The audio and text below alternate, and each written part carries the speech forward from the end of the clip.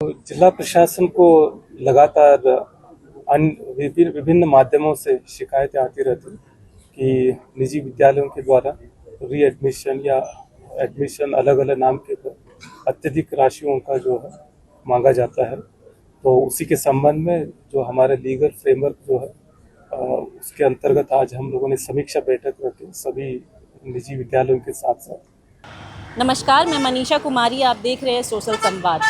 रांची के निजी स्कूलों में मनमाने तरीके से पैसे वसूले जा रहे हैं रीएडमिशन के नाम पर। इसी मुद्दे पर रांची के डीएम ने कुछ रूल्स बनाए हैं। क्या ये रूल्स निजी स्कूलों में फॉलो हो रहे हैं कि नहीं, ये जानने के लिए आइए हम कुछ पेरेंट्स से बात करते हैं। सर, आपका नाम क्या हुआ? मेरा नाम पंकज कुमार हुआ।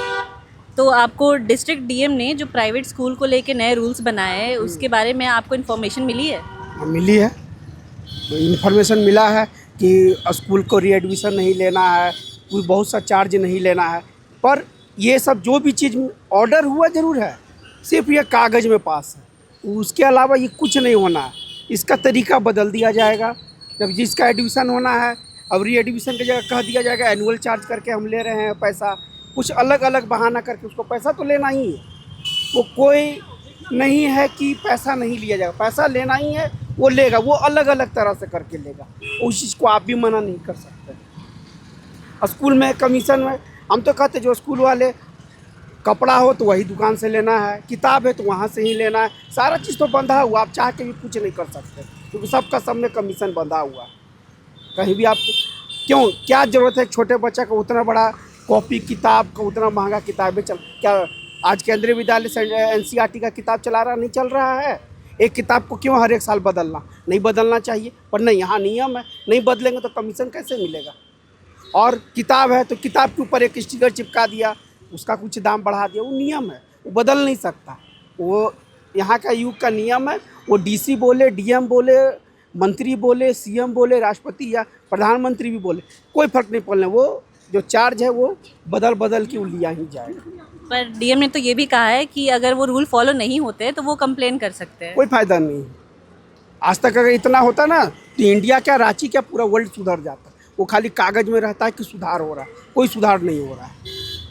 हम इसी से खुद वाकिफ हैं। उसी पेपर के लिए है कि हो रहा है, हम ये नियम लागू कर रहे हैं, नियम मान रहे, पर कुछ नहीं हो रहा है। ये सिर्फ कहने के लिए, कुछ नहीं हो रहा है। जो डीएम ने अभी जो नए रूल लागू किए हैं निजी स्कूलों को लेकर कि मनमाने तौर से वो फ़ी नहीं ले सकते रीएडमिशन के नाम पर, तो इसके लिए पेरेंट्स को रिलीफ मिलेगा या कि कागज़ों तक रह जाएगा? आपका क्या कहना है? ये तो कागजे तक दिख रहा है। अभी तो हम पैसा का बोला स्कूल में गए तो सारी पैसा पेमेंट करवे किए, वो कहाँ का बोला स्कूल माफ़ किया है। स्कूल फीस के का बोला जितना उसका करके का बोला है ले लिया। स्कूल फीस 700 रुपया है और उसके में काका का बोला जोड़ते जोड़ते 7,000 पहुंचा दिया। प्लस बुक में का बोला रिबेट का भी नहीं मिलता है। प्राइवेट स्कूल में तो लूट मचा हुआ रहता ही है। ये लेना है तो ड्रेस लेना है तो फलना ही से ड्रेस लेना है, तो फलना बुक से का बोला लेना है, बुक लेना है। तो ये दूसरा जगह जाइएगा तो मिलेगा ही ना, एगो मिलेगा तो दूगो नहीं मिलेगा। तो फिर वो जहाँ से लिए हैं वहाँ दिया है, वहाँ जाइएगा तो वहाँ बोलेगा कि पूरा का वाला है बुक लीजिए, एगो बुक कहाँ हम देंगे। ऐसा तो मनमानी चलता है पढ़ाई में भी।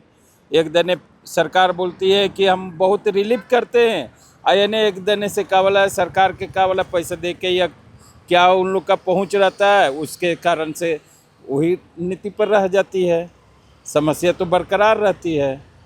जैसा कि आपने सुना, पेरेंट्स का कहना है कि डीएम के ऑर्डर के बावजूद भी स्कूल मनमाने तरीके से जैसे फ़ी ले रहे थे वैसे ही फ़ी ले रहे हैं। तो क्या ये डीएम का ऑर्डर आगे चल के कुछ बदलाव लाएगा या सिर्फ ये कागज़ों में रह जाएंगी? बाकी तमाम खबरों के लिए देखते रहे सोशल संवाद। मैं मनीषा कुमारी, सहयोगी पंकज के साथ।